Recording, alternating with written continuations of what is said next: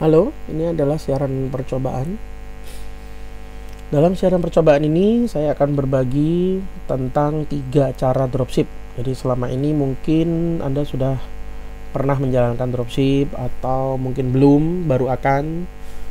Lalu Anda mungkin ada juga yang bingung, enaknya dropship itu kayak gimana. Nah, ini saya coba share 3 cara dalam melakukan dropship ya.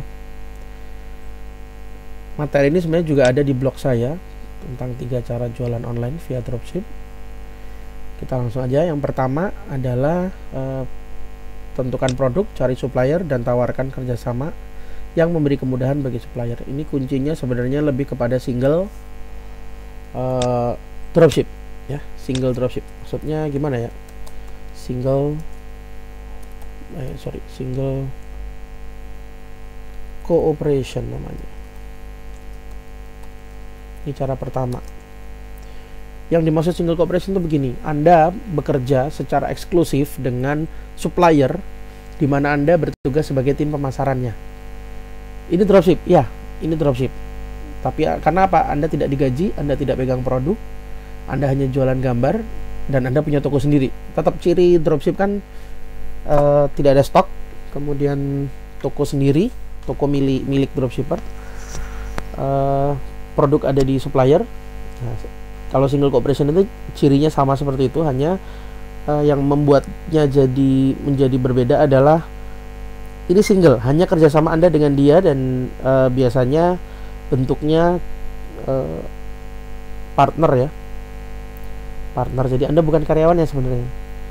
Taruhlah gini, misalnya Anda punya tetangga seorang pengrajin yang bisa bikin kursi misalnya, lalu Anda kerjasama sama dia nih, sini saya yang pasarin, Anda terima order, dia bilang. Jadi tugas si tetangga Anda ini, Anda kerjasama dengan konsep single cooperation, di mana Anda sebagai pemasar hanya bertugas mendatangkan sebanyak mungkin orang calon peminat produk si tetangga Anda ini.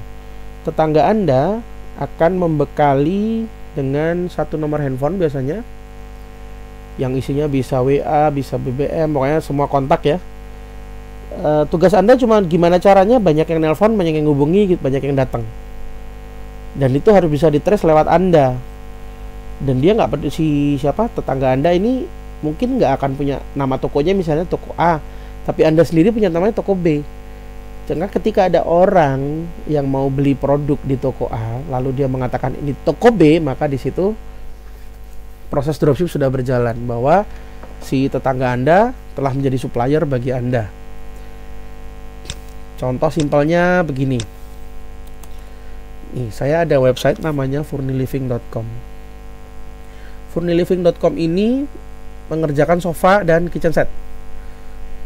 Misalnya nih, ada orang masuk ke situs ini, setelah Anda pasarkan, lalu ada orang masuk ke situs ini, lalu dia akan menghubungi nomor handphone yang ada di sini misalnya. Nomor handphone ini dipegang oleh supplier saya, dan nomor handphone ini tidak dibagikan kepada siapapun kecuali saya yang membagikannya. Jadi saya mengklaim ini adalah nomor handphone saya, sementara nomor ini dipegang oleh supplier. Sehingga ketika ada orang ingin bertanya misalnya mengenai sofa, dia kemudian menghubungi WhatsApp, SMS, atau telepon ke nomor ini, lalu terjadi transaksi, maka saya dinyatakan telah mendapatkan komisi dari transaksi tersebut. Kenapa? Karena nomor ini eksklusif, single, hanya untuk saya. Gitu ya.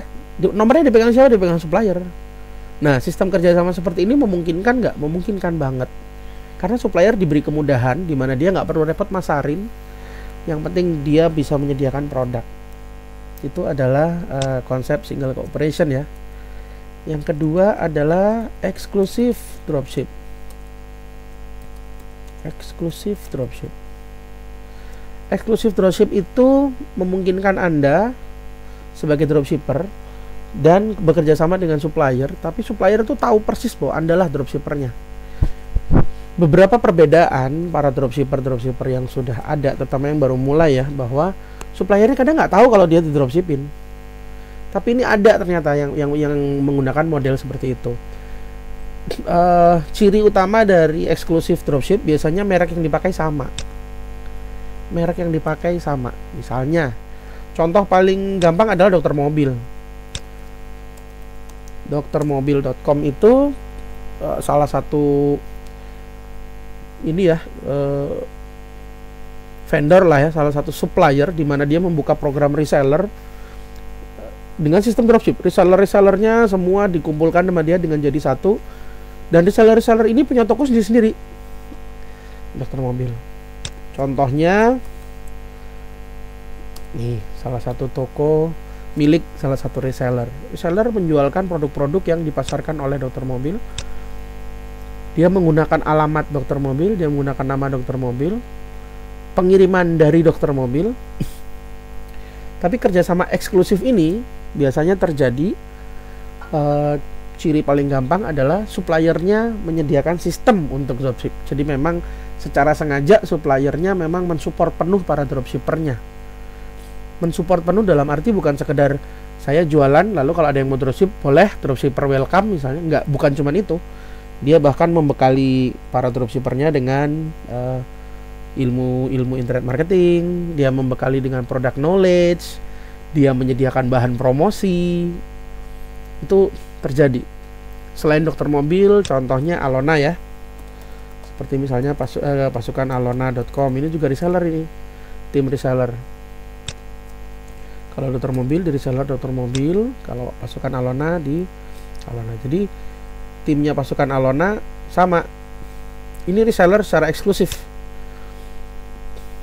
Begitu juga dokter mobil, dia memang reseller secara eksklusif. Jadi orang-orang yang ingin jadi dropshippernya dokter mobil harus mendaftar ke dokter mobil. Nah, ini yang disebut eksklusif namanya.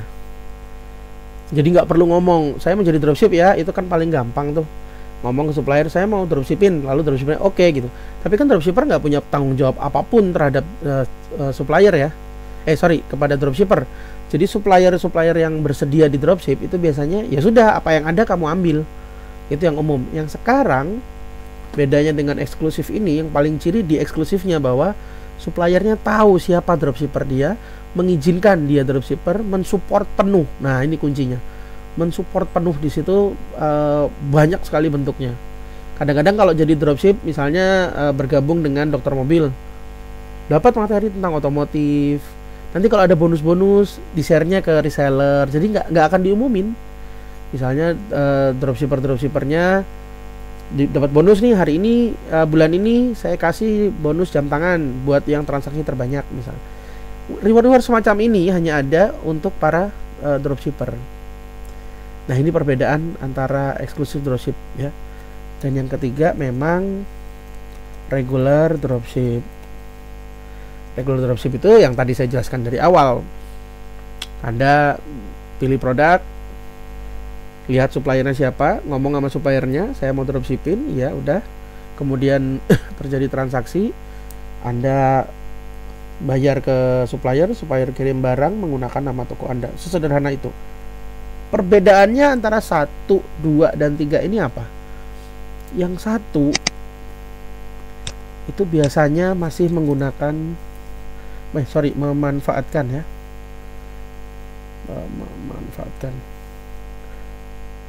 Memanfaatkan supplier. Ini perbedaannya. Memanfaatkan supplier. Maksudnya gimana? Suppliernya yang banyak kerja, suppliernya yang terima orderan, suppliernya yang nego, bahkan suppliernya yang closing, suppliernya yang packing, itu single. Tugasnya dropshipper ngapain? Cuma datengin traffic sebanyak-banyaknya. Hanya itu. Lalu eksklusif di mana bedanya? Kalau eksklusif, kuncinya tadi saya bilang di sini, support penuh dari supplier. Artinya supplier menyadari ada reseller saya dan saya harus bekali dia. Misalnya, nih ada video, silakan dipakai buat promosi. Nih ada gambar banner, silakan dipakai buat promosi.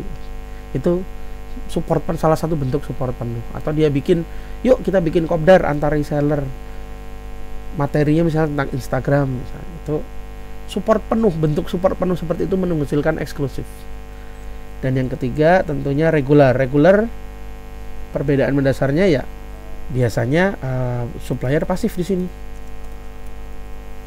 Sifatnya supplier bersikap pasif, artinya ada orderan dia layani, nggak ada ya udah, gua nggak punya tanggung jawab apa-apa gitu kan. Nah, ini perbedaannya. Anda mau mulai yang mana? Yang mana saja boleh. Yang mana saja boleh. Yang penting action. Oke, ini siaran percobaan. Terima kasih, saya Yunus Bani. Silakan kunjungi web saya di yunusbani.com. Terima kasih.